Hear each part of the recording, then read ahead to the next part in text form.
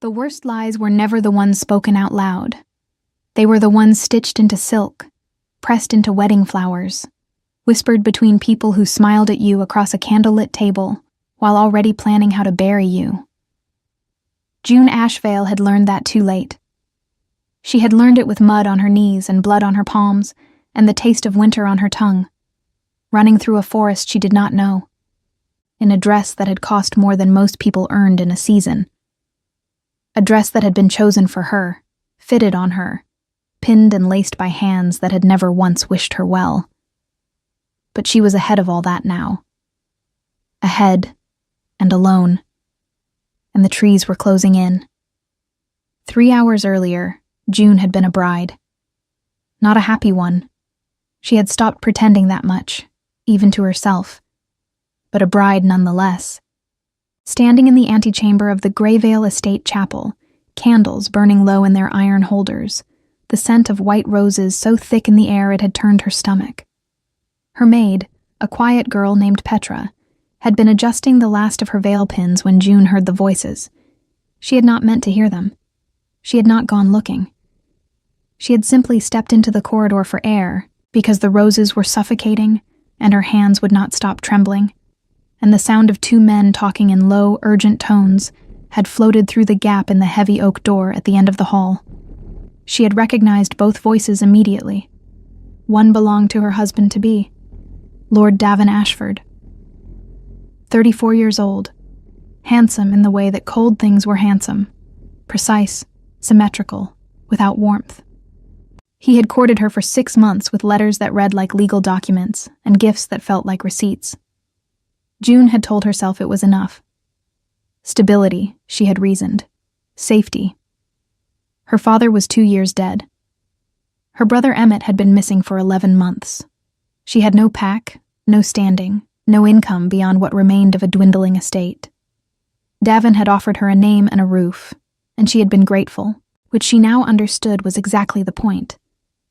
The other voice belonged to her stepmother, Corinna Ashvale, pale-haired, elegant, soft-spoken, the woman who had come into her father's house when June was 14 and smiled at her like a gift she hadn't asked for, and had been smiling that same smile ever since. June had pressed herself flat against the cold stone wall and listened. After tonight, it becomes his bylaw. The Ashvale land, the mountain territory, all of it. That was Corinna. And the girl? That was Davin. A pause. A sound like wine being poured. The girl is the complication we discussed. Once the documents are signed and witnessed, she is no longer necessary. The physician has already prepared the tincture. It will look like a fever. Women in her condition, nervous, delicate, weak-blooded. No one will question it. June had stopped breathing. Her condition, Davin repeated, and there was something almost amused in it. She has no condition. She is perfectly healthy. She will not be by morning. She had stood there for 3 full seconds, maybe 4, long enough for the words to land, to sink, to become real in the way that terrible things became real, not all at once, but in pieces, like glass falling in slow motion.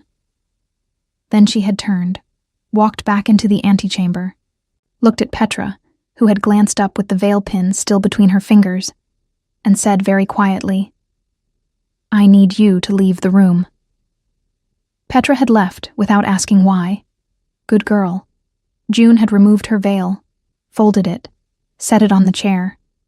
Then she had taken the small traveling bag she had packed 3 weeks ago on instinct, because something in her had always known, some low animal awareness she had never learned to name. And she had walked out through the servants' corridor, through the kitchen yard, through the garden gate, and into the dark. She had not run immediately. Running attracted attention. She had walked, quickly, quietly, her white skirts gathered in both fists, until the lights of the estate were gone, and the forest road was beneath her feet. Then she had run. Now, an hour deep into the Ashvale timberwoods, June was no longer running. She was walking because her legs had given out twice, and she had no intention of giving them a third opportunity. The temperature had dropped sharply, The sky above the bare branches was the color of iron, heavy with clouds that had not yet committed to rain but were threatening. Her slippers, thin, white, embroidered with silver thread, made for a chapel floor, had disintegrated somewhere around the 2nd mile. She was barefoot on frozen ground, and she could not feel her toes anymore, which she understood was not a good sign. She had no money. She had packed the bag weeks ago but had left it behind in the panic.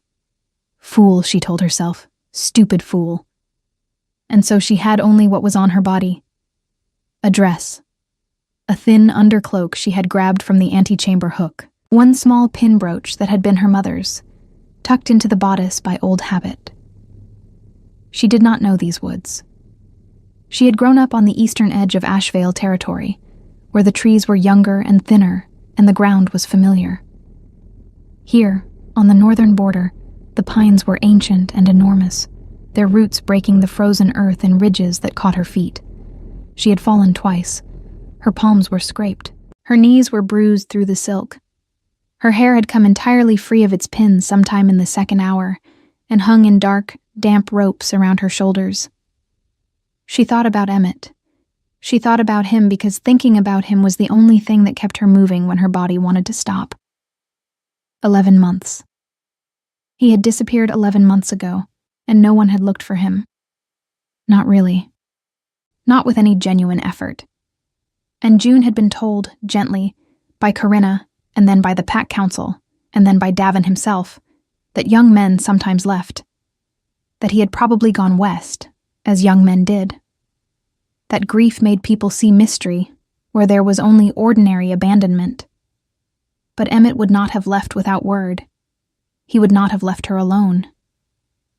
And now, standing in the dark with the taste of blood on her lip from where she had bitten it to keep from making noise, June understood with cold, clean certainty that his disappearance was not separate from everything else. It was connected. It had always been connected. She pressed on. The rain came without warning, the way rain did in winter, not gradually, not politely, but all at once, in heavy gray sheets that soaked through the undercloak in minutes. The white dress turned translucent and heavy. Her bare feet slipped in the mud. She caught herself on a pine trunk and stood there, forehead against the bark, breathing. Think, she told herself. Think, or you will die out here, and they will call it an accident, and Corinna will wear black for 2 appropriate weeks and sell the mountain territory by spring. She pushed off from the tree. She smelled the smoke before she saw the light. Wood smoke, resinous and real, the scent of a fire that had been burning for hours, not minutes. She turned toward it without deciding to, her body making the choice before her mind could second-guess it, following the smell through the dark between the trees, until the light resolved into something solid. A cabin. Not large. Solid stone walls, a low roof heavy with pine needles and accumulated moss, a single shuttered window with amber light bleeding through the gaps, a woodpile under an overhang to the left, a door, plain and dark, with no crest, no insignia, no indication of who lived here or what they were. June stood at the edge of the trees for a long moment. Everything she had been taught about caution, about strangers, about wolves who lived outside established territories, all of it rose in her throat at once. Then the rain intensified. She walked to the door and knocked. Silence. She knocked again, harder, and heard movement inside. Slow, deliberate movement. The kind that did not rush. The door opened. The man who filled the frame was not what she had expected. She had expected a woodsman, a trapper, perhaps an old hermit. She had not expected someone like this. Tall in a way that made the door frame feel smaller, broad-shouldered, dressed in simple dark clothing that somehow managed to communicate authority the way expensive cloth never quite did. His hair was dark, a little longer than fashionable, pushed back from a face that was all strong lines and contained expression. His eyes, in the firelight, were the color of winter bark, dark brown, almost black, steady, and still. He looked at her. She looked at him. She was standing in the rain in a ruined white wedding dress with bare, muddy feet and blood on her palms. And she was aware of exactly how she appeared, and she lifted her chin anyway. "Can I sleep here tonight?" she asked. Her voice came out steadier than she deserved. The man said nothing for a moment. His eyes moved across her, not the way men's eyes usually moved across her, evaluating, assessing, but the way a person scanned for damage. Her feet, her hands, the state of the dress. Her face last, and then held there. "Come inside," he said. His voice was low, unhurried. It carried the particular weight of someone who did not need to raise it to be heard. June stepped across the threshold, and the warmth of the cabin hit her like a physical thing. The heat of the fire, the scent of pine resin and cedar and something beneath it. Something clean and dark that she couldn't name and didn't try to. She stood on the stone floor and dripped and tried not to shiver and failed. The man closed the door behind her. He did not ask her name. He did not ask why she was in the woods in a wedding dress at night in the rain. He moved to a wooden chest by the far wall, opened it, and pulled out a folded wool blanket and a pair of thick wool socks, which he set on the chair nearest the fire without a word. Then he stepped back, putting distance between them, and looked at her again. "Sit," he said, "before you fall." June sat. She did not know his name. She did not know whose cabin this was. She did not know if she was safe or if she had simply traded one danger for another, which was a thought she was too cold and too exhausted to fully examine yet. She pulled the blanket around her shoulders and felt the warmth begin, slowly, to reach her skin. Outside, the rain continued to fall. She was still alive. For tonight, that would have to be enough. She woke before the fire did. The embers were still breathing, orange and low, throwing just enough light to make the cabin readable. And June lay on the narrow cot the man had prepared for her without fanfare, a rough wool blanket tucked around her shoulders and the dry socks still on her feet, and stared at the ceiling beams, and took stock of herself the way she had learned to after bad nights. Hands, scraped, scabbed, functional. Feet, sore, but feeling had returned. Dress, hanging near the fire on a wooden peg, still damp at the hem. Mind, too quiet. The kind of quiet that came after a door had been slammed very hard and all the furniture had stopped rattling. She had slept. That surprised her. She had not expected to sleep. Had expected to lie awake cataloging every way the night could still go wrong. But somewhere between sitting by the fire and trying to form a coherent plan, exhaustion had simply claimed her without asking permission. 4, maybe 5 hours. The window behind the shutters was beginning to suggest gray morning. She sat up carefully and looked across the cabin. The man was at the table, not sleeping, sitting with a cup of something hot, reading by the light of a single candle, utterly still in the way that very controlled people were still, not tense, not watchful, simply present. He had not woken her. He had not, as far as she could tell, moved her or touched her, or done anything at all beyond exactly what he had said he would do, which was let her sleep. He looked up when she moved. "There's water in the pot," he said, "and bread on the board." June looked at the small iron pot hanging at the edge of the hearth, then at the wooden board on the table's edge, where a half loaf of dark bread waited with a small ceramic pot of something amber. Honey, she realized. The domestic simplicity of it hit her somewhere behind the sternum, and she did not examine that feeling closely. "Thank you," she said. Her voice was rough with sleep.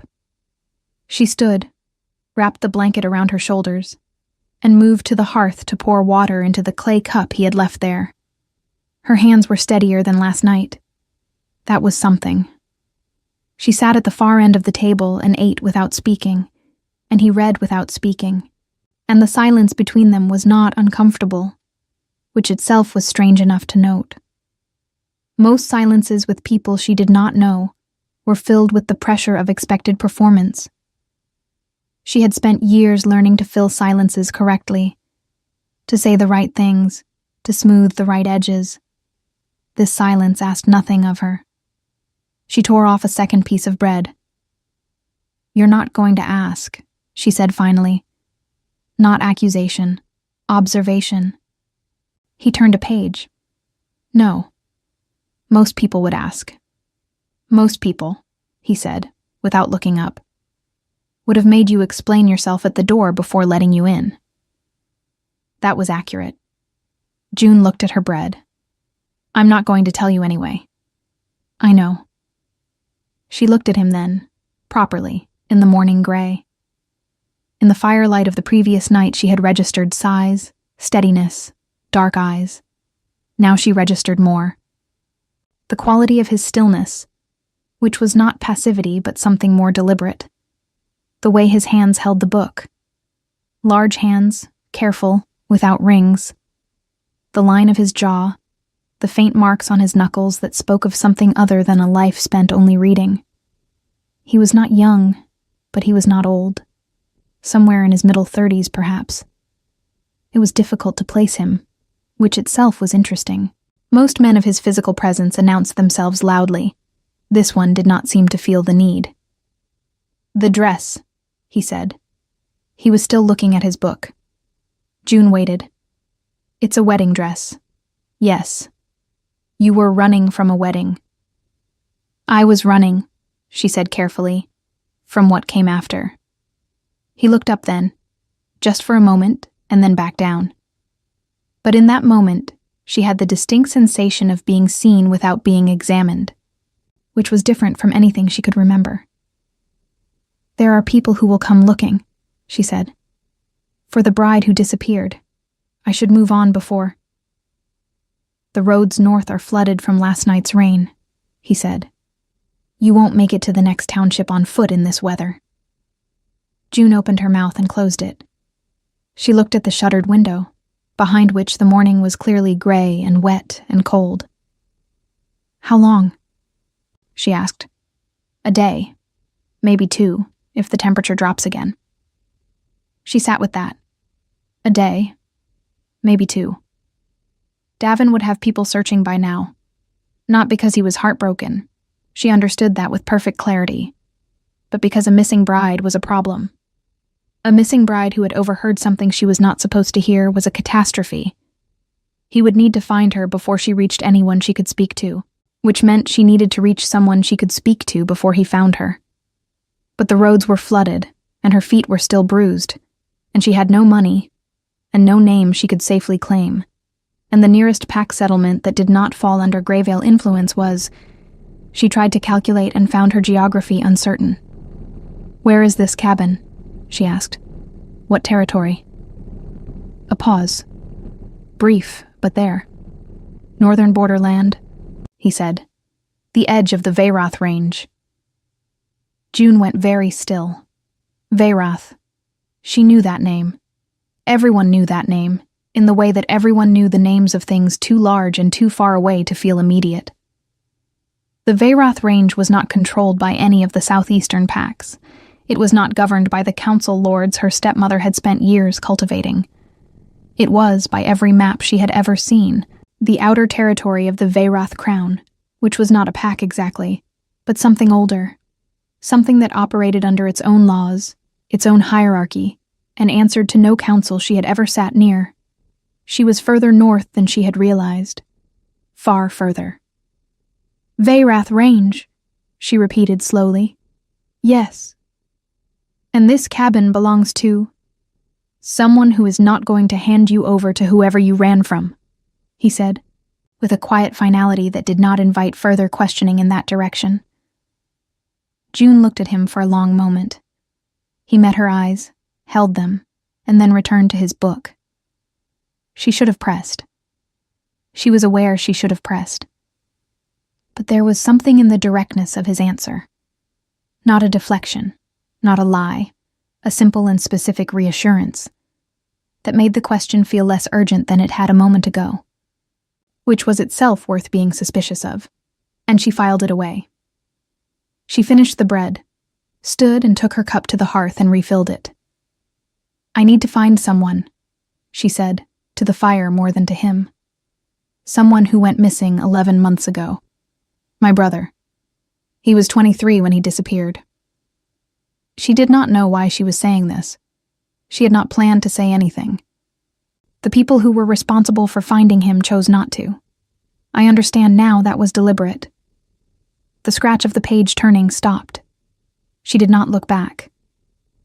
"He is not the kind of person who disappears willingly. He would not have left me.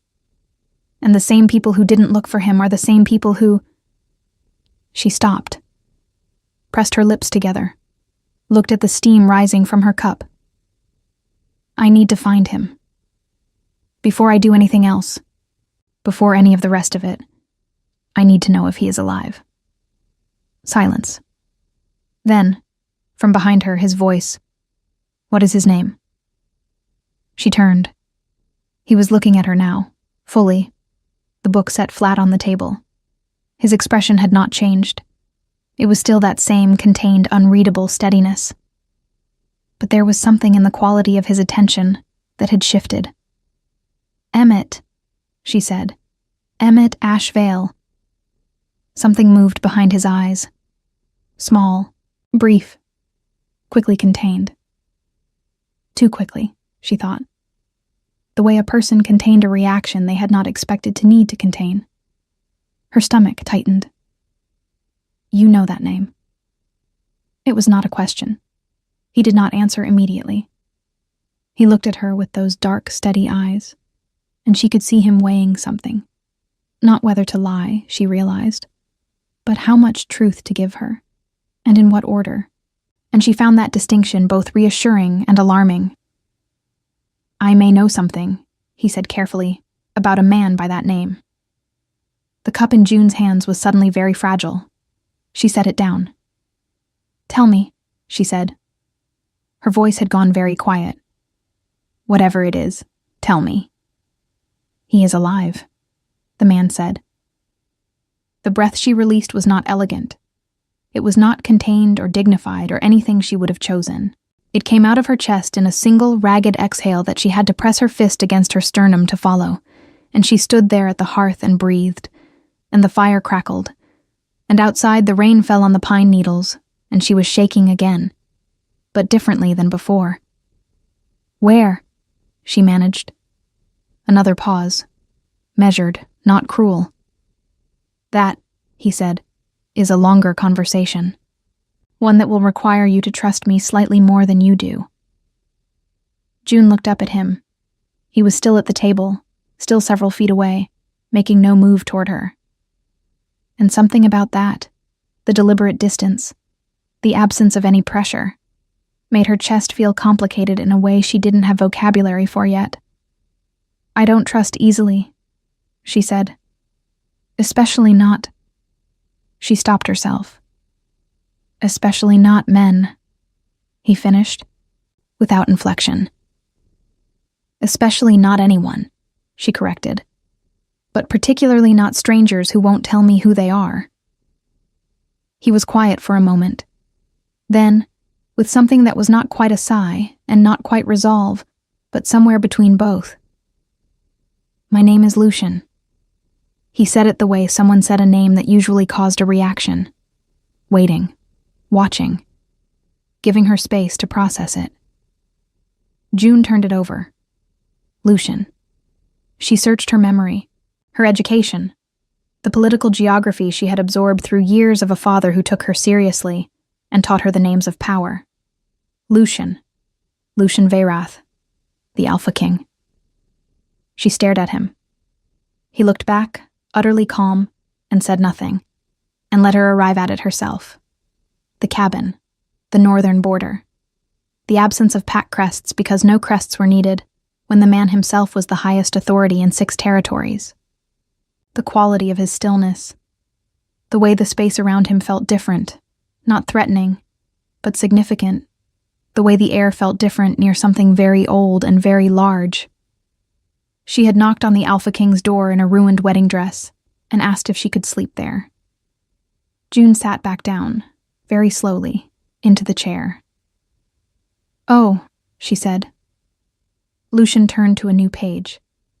"Finish your breakfast," he said. "Then we'll talk about your brother." The rain did not stop that day.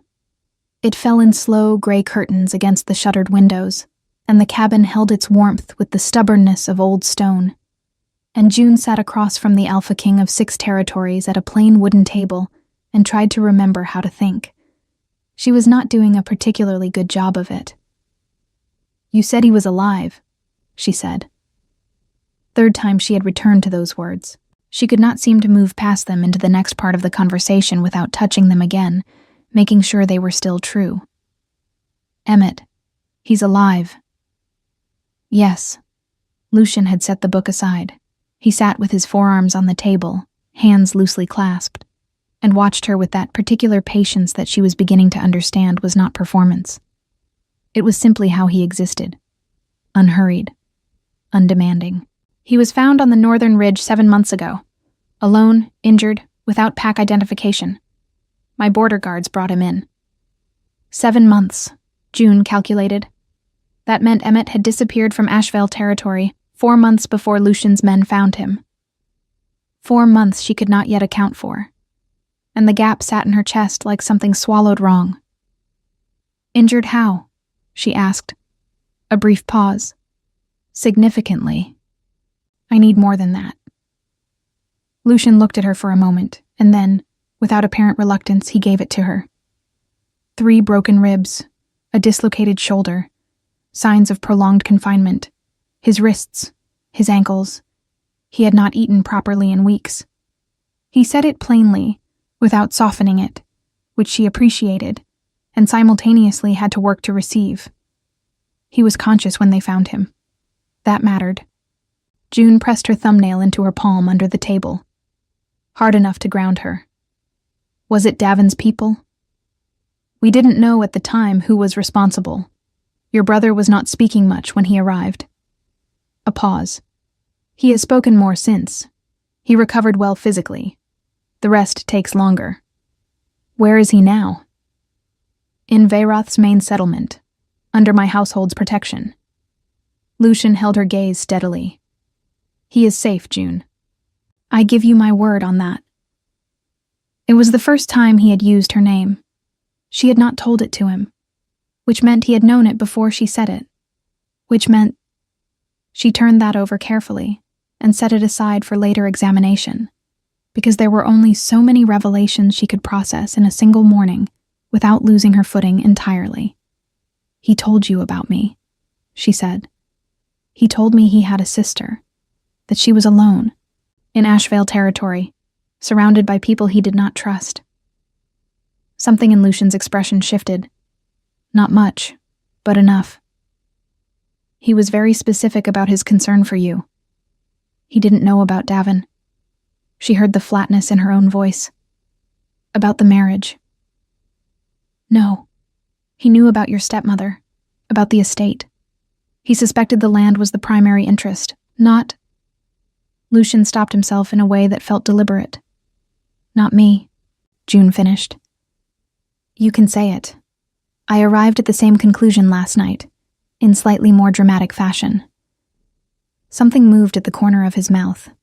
Not quite a smile, but the suggestion of one.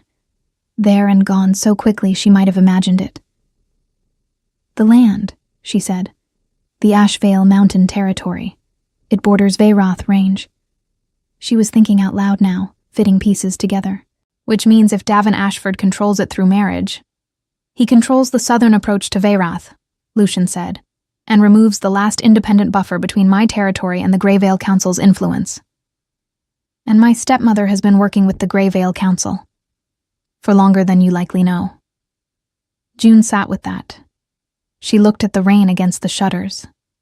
She thought about 6 months of courtship letters that read like legal documents, and Corinna's pale hand resting on Davin's arm at dinner as if it belonged there, and the way nobody had looked for Emmett. Not really, and how she had been so focused on survival that she had mistaken endurance for safety. "They needed me to sign," she said slowly. "The marriage documents. For the land transfer to be legal, I had to consent to it. And then..." And then you were no longer needed, Lucian said, quiet, direct. Yes. And Emmett was removed because he would have stopped it, or tried to. She pressed her fist against the table. Not hard, just grounding. He would have come back for me. He tried, 3 times by his account. The last time cost him considerably. The weight of that settled on her like something physical. 3 times.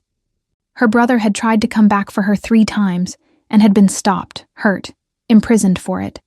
And she had been sitting in Greyvale Estate accepting condolence looks and wearing fitted dresses and telling herself that absence sometimes meant choice. I should have known, she said. You survived, Lucian said. That was not incidental. That was difficult.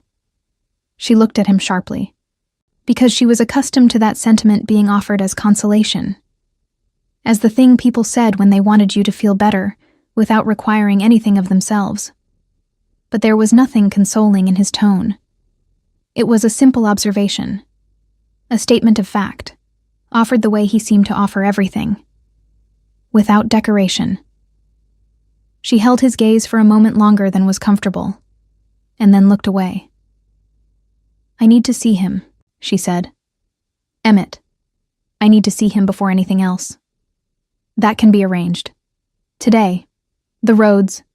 I heard you about the roads. She folded her hands on the table.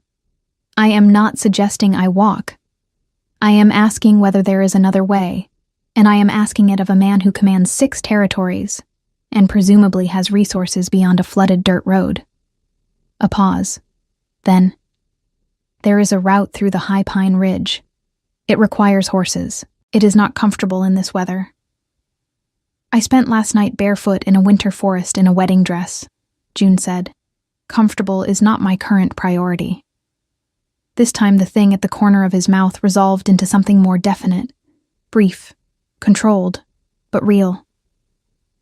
I'll have the horses prepared, he said. The ride took 2 hours along paths that were less roads than intentions, narrow tracks through ancient pine, the ground hard under a thin crust of frost that the rain had not yet softened. Lucian rode beside her on a dark horse that moved with the same unhurried authority as its rider, and he did not fill the silence with conversation, which she was grateful for. She was not ready to talk. She was not ready for anything except the destination.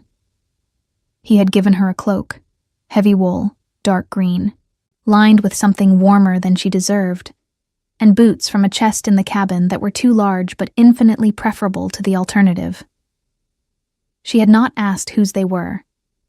She had not asked a great many things, which was unusual for her. Normally, in uncertain situations, she gathered information compulsively, turned it over, built pictures. Now she was conserving herself the way you conserved water in a drought, not wasting attention on questions that could wait, directing everything toward the only one that mattered. Emmett. The Veyrath settlement resolved out of the tree line with the suddenness of things that were deliberately not visible until you were meant to see them. It was larger than she had expected. A walled compound of stone and timber, not a castle, but not modest either. The kind of place built by people who expected to defend themselves and also expected to endure. Torches burned at intervals along the outer wall despite the daylight. Guards at the gate stood straight when they saw Lucian, and she caught the flicker of their attention moving to her. To the borrowed cloak, the oversized boots, the dark hair still escaping whatever order she had managed to impose on it with her fingers during the ride. And she held her chin level and looked through them the way her father had taught her when she was 10 years old. You are an Ashvale, he had said. You look through walls when walls are in your way. Inside the gate, Lucian dismounted and handed his reins to a stable hand without speaking. June dismounted herself before anyone could offer to help her, which earned her a brief look from a broad-shouldered guard that she could not fully interpret and did not particularly care about. Lucian was already walking. She followed, through a stone corridor, down a short stair, through a door that opened into a wide lower hall with a fire burning at the far end, and she saw him before she was ready, before she had prepared herself, which was probably better, because preparation would have made it precious. and this was already almost more than she could carry. Emmett was sitting at a table near the fire. He was thinner than she remembered, and the line of his shoulders held something it hadn't before. A careful quality, a guardedness. But he was reading, which was so precisely himself that she almost laughed. He looked up when the door opened. He saw her. He stood so fast the chair scraped back and hit the wall. June crossed the room and he met her halfway, and she held onto her brother with both arms and her face pressed against his shoulder, and neither of them said anything for a long time, because there was nothing that could go first. Everything was happening at once. 11 months of not knowing. 11 months of telling herself a story about ordinary absence and half believing it, because the alternative was unbearable. And now here was the solid reality of him. Thinner and marked by things she would ask about later. But breathing. Warm. Alive. He held her the way people held things they had almost lost. "I tried to come back," he said into her hair. His voice was rough. "June, I tried." "I know," she said. "He told me." She felt Emmett go still. Then, very carefully, "How much do you know?" "Most of it." She pulled back and looked at his face. The small scar near his jaw that had not been there before. The shadows under his eyes that sleep had not yet fully repaired. And something that had been knotted in the center of her chest for 11 months, loosened, slowly, like a fist opening. "Tell me the rest." He glanced past her, at Lucian, who had stopped near the doorway and stood there with his hands at his sides and no particular expression. "He found you," Emmett said. Not a question. Something moved across his face. Complicated, not entirely readable. "He actually found you." June turned to look at Lucian. Lucian said nothing. "What does that mean?" June said quietly. Emmett looked at her, then at Lucian again, then at his hands briefly, in the way of someone deciding what order to say things in. "When I was well enough to speak," he said, "I told him about you. About what I suspected Corinna was planning. About the marriage." He paused. "He sent people to look for you, June. 3 weeks ago. They didn't find you in Greyvale." She processed that. 3 weeks ago. Which meant Lucian had known who she was before she knocked on that door, had been looking for her, or at least for information about her, before she arrived soaking wet and barefoot in his forest. She turned back to face him. He met her eyes without apology, without explanation, and waited. "You knew," she said, "when I knocked. You knew who I was." "I suspected," he said. "By the time you mentioned your brother's name, I was certain." The fire crackled. Outside, the rain continued. June stood in the space between her brother and the man who had sheltered her without conditions, and felt the ground shifting under her again, but differently than it had last night in the dark. Last night, the ground had gone out from under her. This time it was rearranging itself into something she didn't yet have a name for. "And you still didn't say anything," she said. "You let me sleep. You gave me bread." "You needed to sleep," he said simply. The rest could wait until morning. She did not know what to do with that. She filed it next to all the other things she was not ready to examine yet, in that interior cabinet that was filling up faster than she could manage. "There is more you need to know," Emmett said beside her. His voice had shifted, quieter, more deliberate. "About Corinna. About what she gave Davin access to. About what they were planning to do with the mountain territory, and why it matters beyond just the land itself." June straightened. "Tell me." "There are documents," Emmett said, "hidden in the Ashvale estate. Father's original land agreements. The real ones, not the copies Corinna has been using. If we can retrieve them, they prove that the territory cannot be transferred by marriage at all. It was designated as held in trust. For us, June was very still. They built an entire conspiracy," she said slowly, "on a foundation that was never legally theirs to take. Yes. She exhaled. Long, controlled.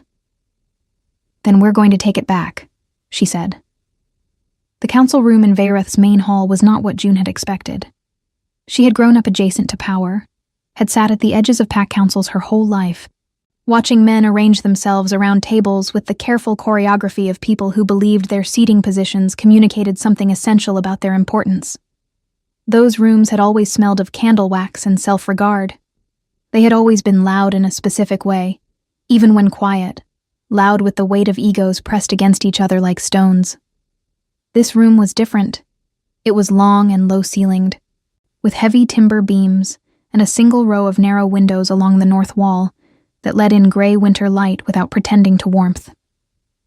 The table was old oak, dark with age, ringed by chairs that were solid and unornamented. Maps covered one entire wall, hand-drawn, meticulous, marked in several colors of ink with notations she couldn't read from across the room. There were no decorative tapestries. No crests hung above the fireplace. The fire itself was functional rather than ceremonial, burning clean and hot, and the room smelled of wood smoke and old paper, and something faintly metallic. It smelled like a room where decisions actually got made. Lucian stood at the head of the table. At his right sat a woman June had not met yet, perhaps 40, with close-cropped gray hair and the bearing of someone who had stopped performing patience decades ago and simply embodied it. Her name, Emmett had told her in a quiet aside, was Sarah.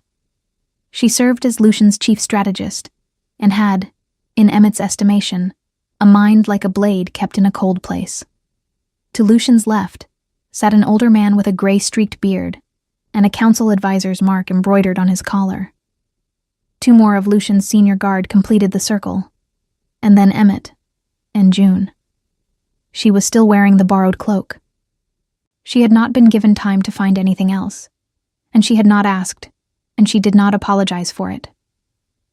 She sat straight in her chair and kept her hands flat on the table and looked at the maps on the wall and waited. The documents your brother described, Lucian said, without preamble, would be held in the estate's archive room. Eastern wing, lower level. That's the standard configuration for Ashvale-era construction. He glanced at June. Can you confirm the layout? Yes, she said. The archive is behind the estate steward's office. There's a second entrance from the garden corridor. Servants used it for record deliveries. It's less watched than the main hall. Watched by how many guards currently? Davin keeps 8 on rotating shifts. He brought 6 additional men from his own pack when the engagement was formalized.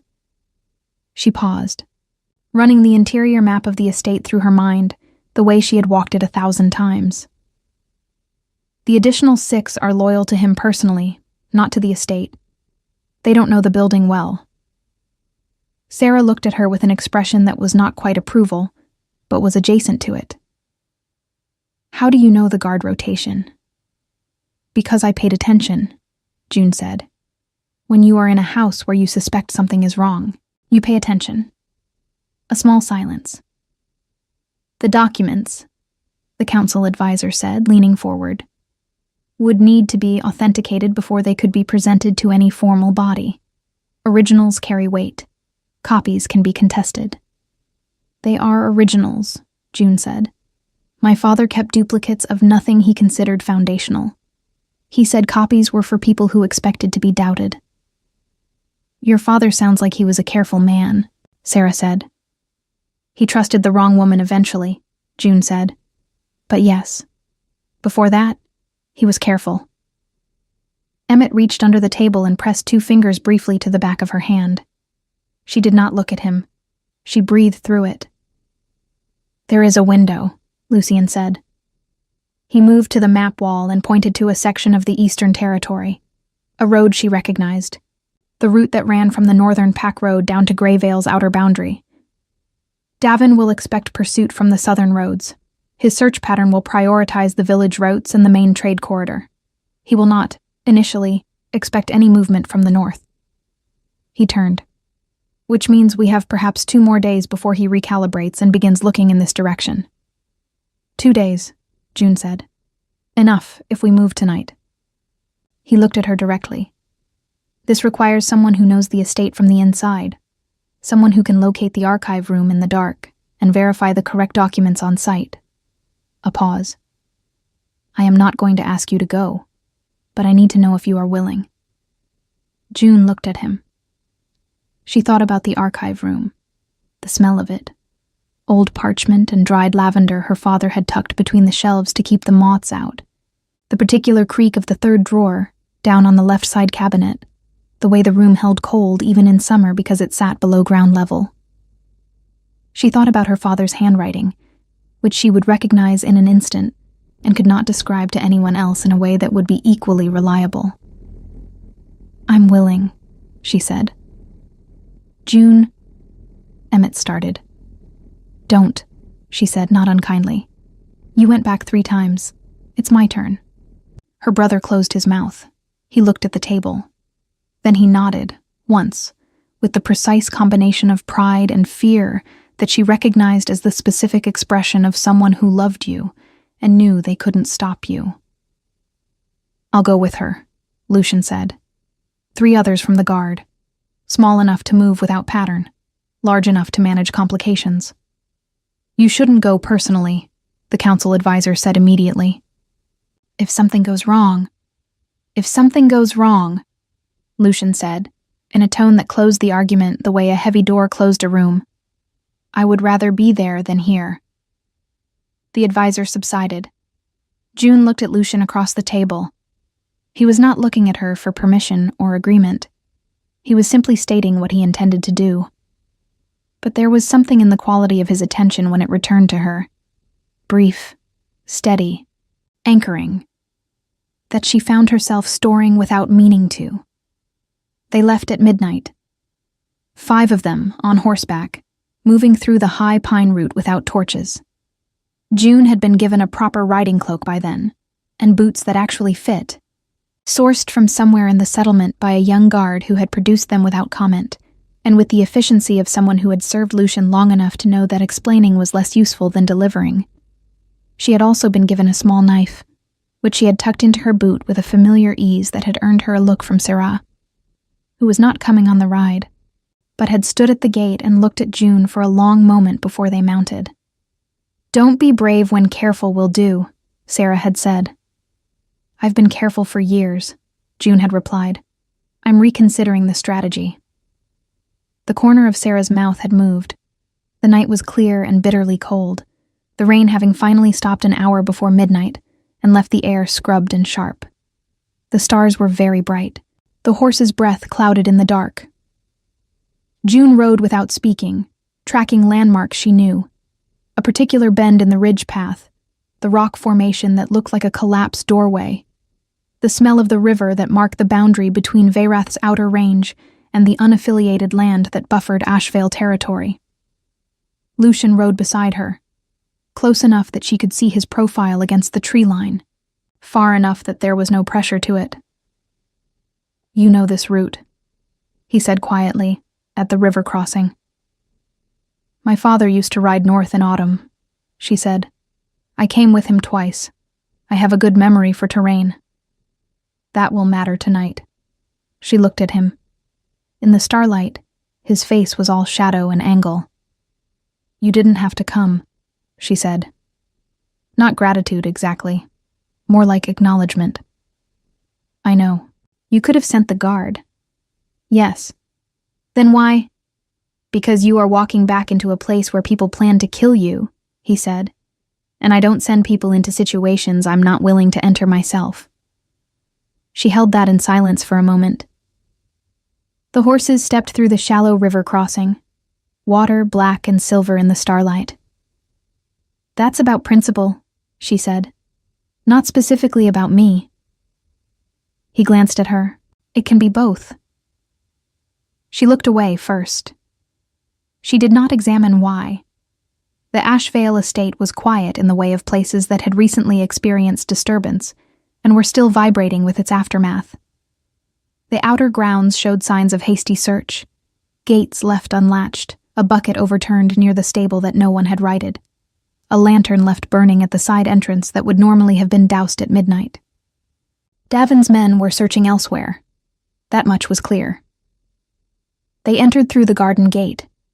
June knew where the latch was, had known since she was 8 years old, and had discovered that knowledge was the best form of independence available to a child in a large house. The garden was dead in winter, the beds dormant, the stone paths slick with frost. She moved through it quietly, and the others followed without sound. The servants' corridor was unlocked, also telling, someone had come through here recently in a hurry. Inside, the estate held its cold, and its dark, and its particular smell. Wood polish, old stone, the ghost of those white roses, which made her stomach clench, and underneath everything, the familiar dusty scent of her father's house, which hurt in a completely different way. This had been home. It had been contaminated so gradually she hadn't noticed until the contamination was complete. She led them through the back passage without hesitation, counting doors by feel. Second left, third right, down the half stair, past the steward's office. The door was ajar, papers scattered across the floor inside. Someone had already searched it. That meant the archive room was at risk. She quickened her pace. The archive room's garden entrance was a low door set into the foundation wall, half hidden by a dead climbing vine. June crouched, found the iron handle, pulled. It resisted. She pulled harder. Lucian's hand came over hers, not taking over, just adding weight. And the door opened with a sound like an exhale. Inside, the archive smelled of lavender and cold and old paper. The shelves were intact. No one had searched here yet. It was too obscure, too specific. They would have needed to know it existed. June moved to the left wall, third cabinet, second drawer from the bottom. Her hands found the handle in the dark, and she pulled it open and felt inside. Paper, rolls of paper, the particular stiff texture of formal parchment. And she found the ribbon-tied bundle that had a different weight than the others. Heavier, sealed with her father's ring mark pressed into dark wax. She held it up. One of the guards held a small shielded candle close enough to see. Her father's handwriting. His seal. His mark. Real. She held it against her chest for one moment, eyes closed, hand flat over the wax seal. Her father's careful, meticulous handwriting. His insistence on foundation. His belief that truth, properly recorded, did not require witnesses to survive. You were right, she thought. It survived. We have it, she said quietly. Lucian was close behind her in the narrow space, close enough that she could feel the warmth of him in the cold air. Can we go? He asked, very low. Yes. She tucked the documents inside her cloak, flat against her ribs. Let's go. They were back through the door and into the garden when the light appeared, a torch, moving fast, from the direction of the main house. A shout, then 2 more torches. They found the garden gate, one of the guards said. Move, Lucian said. They ran. June ran with the documents pressed against her ribs and frost cracking under her boots and the shouts growing behind them. And she ran the way she had run 2 nights ago, through a different dark, in a different kind of fear. But this time, she was not running blind. This time she knew where she was going. This time there were people running beside her, and one of them was Lucian, who matched her pace exactly and said nothing, and simply ran. And the gate was ahead, and the horses were beyond it. And behind her the torches were falling further behind, and she was going to make it. She made it. They rode through the night without stopping. By the time Veyrath's walls appeared through the pre-dawn gray, June's hands had stopped shaking. The documents were still pressed flat against her ribs, held there by her own arm and the pressure of the cloak, and she had checked for them 6 times during the ride with the compulsive certainty of someone carrying something irreplaceable.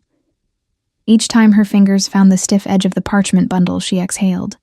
And each time she exhaled, she felt Lucian's attention move briefly to her from the corner of her awareness. Though he never said anything. They were let through the gate without ceremony. The settlement was beginning to wake. A kitchen fire lit here, a stable lantern there. the low sounds of a place resuming itself after a night of careful waiting. Emmett was in the main hall when they came through the door, and June understood from the state of him, seated but clearly not slept, a cup of something cold and forgotten on the table beside him, that he had not moved since they left. He stood when he saw her. She crossed the room and put the documents in his hands. He looked down at them, at the seal, at their father's handwriting. Something crossed his face that was too layered to name. Grief and relief and fury, and something that might, eventually, become peace. And he pressed the bundle briefly to his forehead with both hands, and breathed. "Right," he said after a moment. His voice was steady. "Then we end this." The formal proceeding took 4 days to arrange. Lucian sent word through the appropriate channels, not to the Greyvale Council, which was compromised, but to the 3 independent arbiters who held authority over interpack land disputes under the old compact. It was, as Sarah explained to June over the first morning's breakfast with the efficient cheerlessness of someone who found politics distasteful but unavoidable, a legal mechanism that predated the current council structure by 200 years. It could not be blocked by Greyvale influence. It could not be delayed by Davin's objections. And once convened, its findings were binding in all 6 territories. "Corinna will know something is happening," June said. "She already does," Sarah said. "She has known since your disappearance that her position is unstable. The question was never whether she would panic. The question is whether she moves first." She looked at June over her cup. "She won't get the chance." During those 4 days, June existed in a state she had no previous framework for. She was not recovering. Recovery implied a return to something prior, and prior was not a place she wanted to go back to. She was not yet fighting. That was coming, but it was not here yet. She was in the space between, which she filled with things that were concrete and useful. Reviewing the documents with Emmett, working through the estate records that Sarah's people had quietly sourced from the territorial archive, learning the shape of her father's real intentions for the land she had grown up on without fully understanding she was inheriting. The mountain territory was not simply land. It was, as the original agreements made clear, a designated neutral corridor between the 2 great northern and southern pack systems, a buffer that her father had deliberately held independent, refusing affiliation with either Greyvale or Veyrath precisely because its independence was its value. Corinna had not understood that, or had understood it and not cared, which was worse. What she had tried to sell to Davin was not a property but a geopolitical mechanism, and in doing so she had destabilized something her father had spent 20 years maintaining. June read that and sat with it, and felt her father's care radiating up from the old pages, like warmth from a stone that had spent a long time in the sun. "He knew what it was worth," Emmett said beside her. "He knew what everything was worth," June said. "He just trusted the wrong person with it." Emmett was quiet for a moment. She was good at that, being trusted. "Yes," June said. She was. On the second evening, Lucian found her in the map room. She had not been able to sleep, had tried, had lain in the dark of the room she had been given and found her mind moving too fast, too many things assembling and reassembling, and had eventually given up and gone to the room she found most calming, which surprised her, because it was not a room she had sought out deliberately. She had simply walked until she was somewhere quiet, and ended up there. He came in without knocking, which she had noticed was not rudeness, but simply his way. He knocked on doors when he was uncertain of welcome, and did not when he had already assessed it. He stopped when he saw her at the wall, one candle lit, looking at the map of the Ashvale territory. "You should sleep," he said. "I know," she said. "I'm not able to." He came to stand beside her, not close enough to crowd. Close enough that she was aware of him in the particular way she had become aware of him, not with alarm, not with the defensive calculation she had applied to every man in her vicinity for longer than she could honestly remember, but with something more like orientation, the way you were aware of a fixed point. There, she said, touching the map near the mountain boundary. That's where the summer cabin was. We spent a month there every year until my mother died. She traced the ridgeline. And there, that's where Emmett and I found a wolf den when we were children. We were terrified and completely unable to leave. We watched them for 2 hours. She paused. I think that was the first time I understood that something could be frightening and beautiful at the same time. Lucian was looking at the map, or at her hand on the map. She wasn't certain which. What will you do with it? He said. If you get it back. When? She said. When I get it back. A pause. When? She considered. She had been considering for days, in the spaces between the practicalities. I'll keep it independent, she said. The way my father intended. I won't affiliate it. I won't sell it. I'll administer it from within. Actually, within, not from a distance. She looked at the ridgelines. Emmett can help. He was always better with people than I am. I'm better with logistics. That's an accurate self-assessment, Lucian said. She looked at him. You've known me 4 days. 4 days, he agreed, is enough to observe that you read a room before you enter it, and that you have not once asked for help with something you believed you could manage yourself.